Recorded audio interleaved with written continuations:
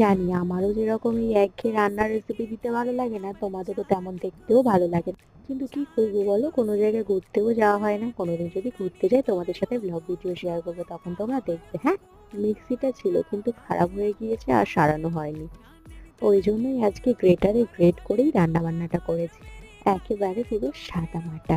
কড়াতে তেল দিয়ে প্রথমে পনিরগুলোকে ভেজে নিয়েছিলাম, নুন হলুদ দিতে ভুলে গিয়েছিলাম। তারপরে ওই তেলেই ভালো করে আলু নুন হলুদ দিয়ে ভেজে নিয়েছি। তার ভাজা ভাজা হয়ে এলে ওতে টমেটো কুচি দিয়ে একটু ভেজে নিয়েছি। এবারে দেখো গ্রেট করেছিলাম কি কি, কাজু কিশমিশ আদা আর কাঁচা লঙ্কা, সেগুলো ওতে দিয়ে দিয়েছি। আর একটু কিছু মশলা অ্যাড করেছিলাম, ওই মরিচ গুঁড়ো আর কাশ্মীরি লঙ্কার গুঁড়ো, এরকম টাইপের কিছু মশলা ইউজ করেছিলাম। পুরোটা দেখানো হয়নি, যেমন জিরের গুঁড়ো ধনিয়া গুঁড়ো এরকম কিছু মশলা।